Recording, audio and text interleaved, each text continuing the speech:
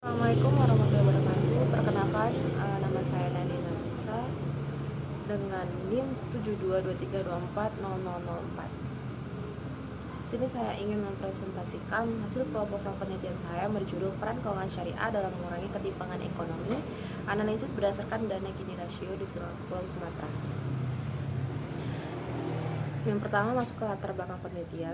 Ketimpangan ekonomi masih menjadi tantangan besar saat ini dalam pembangunan di Pulau Sumatera.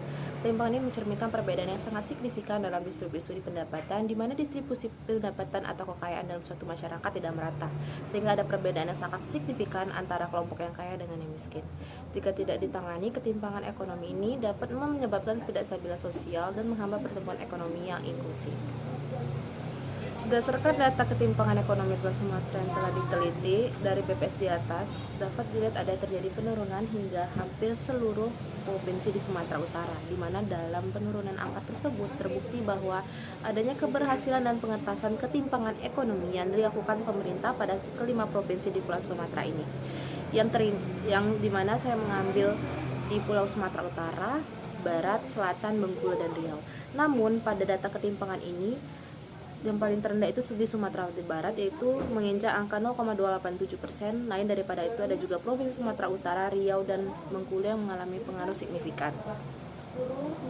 Berdasarkan data pihak ketiga juga sama, terjadi pertumbuhan sejak 2017 meskipun masih terbatas karena literasi keuangan syariah yang rendah. Peningkatan terus berlanjut pada 2018 sampai 2019 didorong oleh kesadaran masyarakat dan kebijakan pemerintah. Namun pada tahun 2020 mengalami penurunan yang signifikan karena adanya pandemi COVID-19 yang menyebabkan adanya penurunan signifikan pada dana pihak ketiga. Nah, pada tahun ini juga ada dana pemulihan, yaitu pada tahun 2021 sampai seterusnya. Rumusan masalah dalam identifikasi ini, yang pertama, bagaimana pengaruh pihak dana keuangan syariah terhadap ketimpangan ekonomi di Pulau Sumatera tahun 2017 sampai 2024. Yang kedua, bagaimana pengaruh total pembiayaan keuangan syariah terhadap ketimpangan ekonomi, dan yang terakhir adalah pengaruh dana pihak ketiga dan total pembiayaan keuangan. Pada kajian pustaka penelitian ini, yang pertama adalah dana pihak ketiga adalah dana yang berasal dari bandar masyarakat atau kelompok lain yang mencakup tabungan, deposito, atau sumber dana lainnya yang dikemukakan oleh Lukman tahun 2003. Yang kedua, pembiayaan adalah penyediaan uang atau utang yang dipandang serupa berdasarkan kesepakatan yang mengharuskan pihak menerima pembiayaan tersebut, yaitu menurut Kasmir tahun 2008. Kerangka berpikirnya, yang pertama, dana pihak ketiga keuangan syariah sebagai X1, total pembiayaan keuangan syariah sebagai X2, dan ketimpangan ekonomi sebagai Y. Nah, hipotesisnya yang pertama adalah dana pihak ketiga keuangan syariah berpengaruh secara signifikan terhadap ketimpangan ekonomi.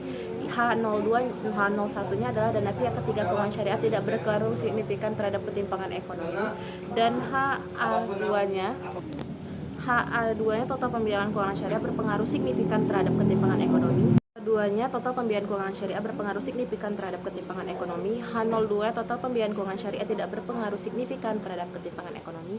HA3-nya dana pihak ketiga keuangan syariah dan total pembiayaan syariah secara simultan berpengaruh terhadap ketimpangan ekonomi. Dan terakhir, H03-nya dana pihak ketiga dan keuangan syariah serta total pembiayaan keuangan syariah tidak berpengaruh signifikan terhadap ketimpangan ekonomi. Nah, penelitian ini dilakukan di 5 provinsi Sumatera Utara yang memiliki angka ketimpangan yang tinggi. Yang pertama, Sumatera Utara, Selatan, Barat, Riau, dan Bengkulu, yang diambil pada tahun 2017 sampai 2024. Nah, sumber data ini saya mengambil dari publikasi resmi Badan BPS atau Badan Pusat Statistik dan Otoritas Jasa Keuangan atau OJK. Datanya BPS digunakan untuk memperoleh angka ketimpangan ekonomi, dan angka OJK-nya untuk mengakseskan terkait dana pihak ketiga dan total pembiayaan syariah. Teknik analisis data yang digunakan dalam penelitian ini yaitu analisis data panel cross section dan time series yang memiliki beberapa tahapan, yaitu pemilihan model regresi data panel, yang kedua ada uji asumsi klasik, yang ketiga uji hipotensi, dan yang terakhir ada uji T atau uji F untuk mendapatkan hasil dari pengaruh keuangan syariah dalam mengurangi ketimpangan ekonomi. Sekian dari materi presentasi proposal yang telah saya susun. Demikian, kurang dan lebih saya minta maaf. Terima kasih.